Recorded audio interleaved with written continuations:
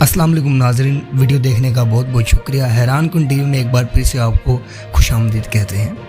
नाज़रीन, मुफ्ता इस्माइल का जो बयान आया पेट्रोल के बारे में कि पेट्रोल की कीमतें आने वाले दिनों में और बढ़ाई जाएंगी। कुछ अफवाहें ये हैं कि आए रात बढ़ाई जाएंगी, कुछ ये हैं कि 2-3 दिन में बढ़ाई जाएंगी।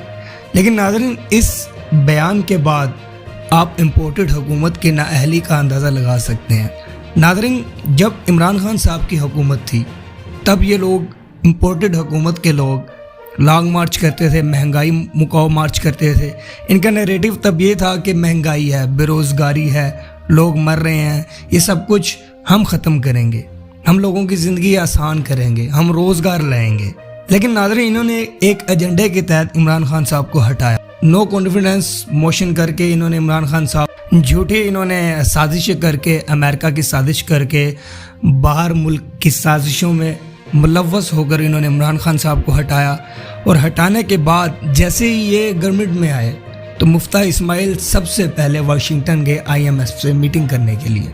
उस मीटिंग में ये बाउंसर खाकर वापस आ गए। उसके बाद ये गए कतर भी इनके साथ वैसा ही हुआ जैसा इनके साथ वाशिंगटन में IMF पे हुआ। नाज़रीन, इमरान खान के दौर में शौकत तरीन खान की प्लानिंग जो थी, उनकी स्ट्रैटेजी थी, जो उनके तरीक़ेकार थे, उसमें अवाम पे प्रेशर नहीं था। उसमें कोई अवाम पे लोड शेडिंग का प्रेशर नहीं था, अवाम पे पेट्रोल की कीमतों का प्रेशर नहीं था, अवाम पे को दबाया नहीं जा रहा था, अवाम इतनी तंग नहीं थी जितनी अब है। नाज़रीन, इस हुकूमत में कोई प्लानिंग नहीं। इनके जो एजेंडे थे कि हम लोड शेडिंग ख़त्म करेंगे, हम पेट्रोल सस्ता करेंगे, हम रोज़गार देंगे, हम अवाम को रिलीफ देंगे, वो सारे बेबुनियाद थे, वो सब झूठे थे, वो सिर्फ़ और सिर्फ इक़्तिदार के लालच की खातिर थे। नाज़रीन, आज आप हमारी मुआशियत का अंदाज़ा लगा सकते हैं, जहाँ पेट्रोल 210 रुपये अभी मिल रहा है, लेकिन यही पेट्रोल कहते हैं 300 तक जाएगा। ये इनका नैरेटिव था कि पेट्रोल सस्ता होगा, लेकिन ये 300 की जानिब जा रहा है। नाज़रीन, आम आदमी को तो इन्होंने दबा के रख दिया। आम आदमी की तो ज़िंदगी ख़त्म हो गई। एक गरीब आदमी 30-35 हज़ार रुपये कमाने वाला वो किधर जाएगा? जो 30 हज़ार में सिर्फ अपना पेट्रोल ही पूरा करेगा, वो अपना घर कैसे पालेगा? वो अपना राशन, अपनी रोटी, अपना खाना कहाँ से लाएगा? नाज़रीन, इम्पोर्टेड हुकूमत ने आते ही अपने केसेस को साइड पे किया। इन्होंने इलेक्शन रिफॉर्म्स लाई और ये दिन ब दिन एक्सपोज हो रहे हैं। इन्होंने आते साथ इलेक्ट्रॉनिक रिफॉर्म को ख़त्म किया, ओवरसीज़ पाकिस्तानियों से उनका हक ले लिया वापस वोट कास्ट करने के लिए, क्योंकि इनको डर था कि अगर ओवरसीज़ वोट डालेगा तो ये एक भारी अक्सरियत से हारेंगे। नाज़रीन, दूसरी बात यहाँ ये आती है कि काफ़ी दिन गुजरने के बाद कोई बयान नहीं आया इमरान खान का, या कोई ऐलान नहीं किया गया इस बारे में कि आवाम सड़कों में या इमरान खान सड़कों पे कब निकलेंगे, कब दोबारा धरना होगा। लेकिन नाज़रीन, जो धरना ख़त्म हुआ था वो भी एक एजेंडे के तहत ख़त्म हुआ। उसमें प्लानिंग थी। जब इमरान खान साहब इस्लामाबाद पहुँचे तो उसमें एक प्लानिंग थी, एक प्लान सी था। ए भी तो हो गया, इमरान खान का निकलना, धरना होना, पहुँचना, इनकी शेलिंग करना, इनको रोकना, कंटेनर लगाना। लेकिन एक प्लान सी था जो इमरान खान साहब के लिए बहुत ही नुकसानदेह साबित हो सकता था, जो इमरान खान साहब को फांसी तक ले जा सकता था। नाज़रीन, एक ट्वीट के मुताबिक कि जब फ़ौज तलब की गई इस्लामाबाद में, तब को 2-4 बंदे या 10 बंदे या जितने भी बंदे अवाम में छोड़े जाने थे, जिनकी तरफ से फायरिंग की जानी थी, फ़ौज पे हमला किया जाना था, अटैक किया जाना था। और जब फ़ौज पे अटैक होना था तो ज़ाहिरी बात है फ़ौज ने उसका रिएक्शन देना था। फ़ौज की तरफ से वापस अटैक होना था और वहाँ अंधाधुंध फायरिंग का समा बन जाना था, और वहाँ पर कत्ल व गारत का माहौल बन जाना था, जिसका मुद्दा सारा आना था इमरान खान साहब।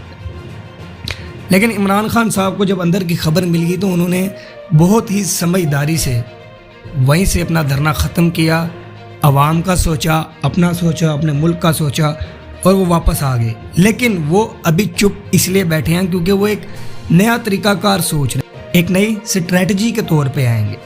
नाज़रीन, पहले वो कोर्ट से कह रहे हैं कि आप हमें इनकलाब लाने की इजाज़त दें। इमरान खान साहब ने कोर्ट से अपील किया कि हमें जहाद करने की इजाज़त की जाए, क्योंकि नाज़रीन इसके अलावा ऑप्शन नहीं है कोई। क्योंकि अगर PTI के वर्कर्स का या सपोर्टर्स का या इमरान खान साहब का टेम्पो टूट जाता है تو یہ آنے والے وقت کے لیے مشکلات پیدا کر سکتا ہے. جو ابھی ٹیمپو ہے پی ٹی آئی کا، جو دھرنے کا ٹیمپو ہے، جو لوگوں کے نکلنے کا ٹیمپو ہے، اگر وہ ٹوٹ جاتا ہے تو شاید اگلا دھرنا اتنا کامیاب نہ ہو جو پچھلا ہوا، اتنی عوام نہ آئے جیسے پچھلے دھرنے میں آئی. تو ناظرین، اب الیکشن کے بغیر کوئی آپشن ہی نہیں ہے. سب سے لاسٹ حل اس امپورٹڈ حکومت کو نکالنا اور عوام کی جان چھڑوانا الیکشن ہے. تو ناظرین، فیاض الحق چوہان صاحب کا یہ کہنا تھا کہ صرف 15-20 دن کی بات ہے، اس مہینے کے مڈ میں یا آخر تک ان کا یہ بیانیہ ہے کہ آپ دیکھیں گے کہ عوام خود ہی نکلے گی. ان کا کہنا ہے کہ ہمیں آزادی مقام مارچ کی ضرورت ہی نہیں پڑے گی، عوام ان سے اتنا تنگ ہے کہ عوام خود بخود ہی نکلنا شروع ہو جائے گی ملک میں. ناظرین، امپورٹڈ حکومت سے عوام صرف اور صرف تنگ ہے. نہ ان سے پیٹرول پرائسز کنٹرول ہو رہی ہیں، نہ ان سے آٹے کی قیمتیں کم ہو رہی ہیں، نہ چینی کی، نہ لوڈ شیڈنگ کنٹرول ہو رہی ہے. لیکن ناظرین، ترکی جانے کے لیے 75 کروڑ کا خرچہ یہ کر سکتے ہیں. ناظرین، اپنی بھتیجی کو 20 گاڑیاں، 25 موٹر سائیکل، 200-250 پولیس کے نوجوان ان کے ساتھ لگا سکتے ہیں، لیکن یہ عوام کو کچھ نہیں دے سکتے. یہ عوام کا بھلا نہیں کر سکتے. یہ اپنی جیبیں بھر سکتے ہیں لیکن یہ عوام کے لیے کچھ نہیں کر سکتے. تو ناظرین، آپ یہ بہتر جانتے ہیں کہ آج ڈالر کی پرائز کہاں پر ہے، آج بجلی کی لوڈ شیڈنگ کتنی ہے، آج مہنگائی کتنی ہے. اگر آپ عمران خان صاحب کے 3-3.5 سال کے ٹینیور کو ان کے مہینے ڈیڑھ کے ساتھ کمپیئر کریں تو آپ یہ بہتر بتا سکتے ہیں کہ امپورٹڈ حکومت پاکستان کی تاریخ کی ناکام ترین حکومت ہے.